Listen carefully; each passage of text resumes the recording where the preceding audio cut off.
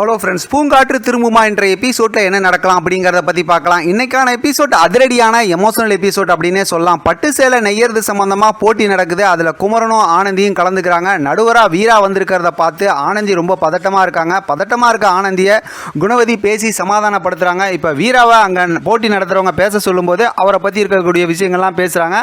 அடுத்து போட்டியாளர்கள்லாம் உங்களுடைய புடவை டிசைன்லாம் காட்டுங்க அப்படின்னு சொல்லும்போது ஒவ்வொருத்தரும் ஒரு டிசைனை காட்டிக்கிட்டு இருக்காங்க. இப்போ குமரன் அவங்க காமாட்சி அம்மாவோட அந்த புடவையை வரைஞ்சிருக்காங்க இல்லையா, அந்த டிசைன் பண்ணியிருக்கிறத காட்டுறாங்க. எல்லாரும் பார்த்து ரொம்ப நல்லா இருக்குன்னு சொல்கிறாங்க. அடுத்து ஆனந்தி அந்த டிசைன் பண்ணியிருக்கிறத காட்ட சொல்லி வீராவே சொல்கிறாங்க. அதுக்கு ஆனந்தி நீங்கள் கண்டிப்பாக இதை பார்க்கணும் அப்படின்னு சொல்லிட்டு இப்போ பார்த்தா கண்ணகியோட படத்தை அங்கே டிசைன் பண்ணியிருக்காங்க. அதை பார்த்ததுமே எல்லாத்துக்குமே ஆச்சரியமாக இருக்குது. என்ன இதுக்கு டிசைன் பண்ணியிருக்கீங்க அப்படின்னு. ஏன்னா அவங்க வீரமாக போராடினாங்கல்ல, அதனால். ஆனால் அதை பார்த்துட்டு வீரா இந்த டிசைன் ஒன்றும் நல்லா இல்லை அப்படிங்கிற மாதிரி பாண்டியன் ஸ்டோரில் இருந்து 2 நடுவர் வந்திருந்தாங்கல்ல, அவங்கள்ட்ட சொல்லிடுறாங்க. இதுக்கடையில் பார்த்தோம் அப்படின்னா குமரனோட அண்ணன் ஆனந்த் இருக்காங்கல்ல, அவங்களும் அங்கே வந்துடுறாங்க. இப்போ ஃபோன் அடித்து கேட்குறாங்க, உள்ளே வாங்க அப்படின்னு சொல்கிறாங்க. நம்ம ஏற்கனவே எதிர்பார்த்த மாதிரியே குணவதி ரெட் கலரில் தான் புடவை கட்டியிருக்காங்க. ஆனந்துக்கிட்ட அந்த ஜோசியக்கார அம்மா என்ன சொல்லியிருந்தாங்கன்னா, ரெட் கலரில் புடவை கட்டியிருப்பாங்க, அவங்க தான் உங்கள் வாழ்க்கையில் வரப்போகிறவங்க அப்படிங்கிற மாதிரி சொல்லியிருந்தாங்கல்ல. அதனால் பார்த்தோம் அப்படின்னா போட்டி நடக்கிற இடத்துக்குள்ளாரையும் வந்துக்கிட்டு இருக்காங்க. இவங்க என்ன அந்த மாதிரி நடந்துருச்சு, என்னெல்லாம் நடக்க போதும் அப்படிங்கிற மாதிரி யோசிச்சுக்கிட்டே இருக்காங்க. இப்போ அந்த புடவை போய் சாமிக்கு முன்னாடி வச்சுட்டு கும்பிட்டுக்கிட்டு இருந்துட்டு அடுத்து தண்ணி வேணும்னு சொல்லி தண்ணி குடிக்கிற இடத்துல நின்று ஆனந்தியும் குணவதியும் பேசிகிட்டு இருக்காங்க. அந்த நேரத்தில் தான் இன்பா அதை பார்த்துடுறாங்க. இருந்தாலும் இவங்களை ஜெயிக்க விடக்கூடாதுன்னு சொல்லிட்டு இன்பாக்கெலாம் அந்த வேலை தேவையில்லாத வேலை தான். அந்த சாமிக்கு முன்னாடி இருக்க ஊதுபத்தியை எடுத்து பார்த்தோம் அப்படின்னாக்கா அந்த புடவையில் அங்கங்கே ஓட்டையாக நிறைய ஓட்டை பண்ணி வச்சுட்டு அப்படியே யாருக்கும் தெரியாமல் அங்கேருந்து அப்படியே போயிடுறாங்க. அடுத்து இவங்க புடவையெல்லாம் எடுத்து வச்சுக்கிட்டு இப்போ போட்டி நடத்துகிறவங்க என்ன சொல்கிறாங்கன்னா, உங்கள் புடவையை கட்டிக்கிட்டு நீங்கள் ரேம்பு வாக்குவாங்க அப்படிங்கிற மாதிரி சொல்கிறாங்க.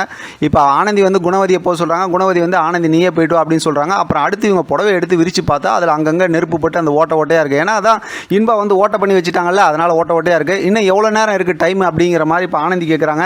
இன்னும் அரை மணி நேரம் டைம் இருக்குன்னு சொல்லி சொன்னதுமே சரி வா அப்படின்னு சொல்லிட்டு அவசரமாக ஆனந்தி உட்காந்து அந்த அரை மணி நேரத்துக்குள்ளார எம்ப்ராய்டிங் மாதிரி அந்த எங்கெல்லாம் ஓட்டை இருக்கோ அந்த இடத்துல டிசைன் மாதிரி பண்ணிக்கிட்டு இருக்காங்க.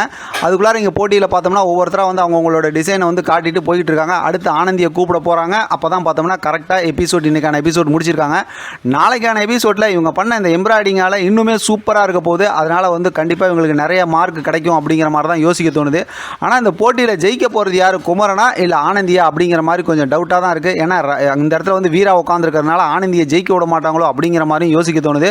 இல்லை 2 பேருமே ஜெயிச்சவங்க தான் அப்படின்னு சொல்லிட்டு ஆளுக்கு பாதி பரிசுன்னு சொல்லுவாங்க அப்படிங்கிற மாதிரிலாம் நிறைய ட்விஸ்ட் அண்ட் டர்ன்ஸ் இருக்குன்னு தான் நினைக்கிறேன்.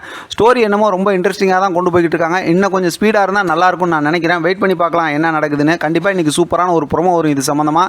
அந்த ப்ரோமோவை பார்த்து நம்ம அடுத்து டுமாரோ ப்ரோமோ சேர்த்து பேசலாம். இதை பற்றி உங்களோட கருத்து கமெண்ட் பாக்ஸில் தெரியப்படுத்துங்க. தொடர்ந்து ஆதரவு கொடுங்க. தேங்க்யூ ஃபார் வாட்சிங்.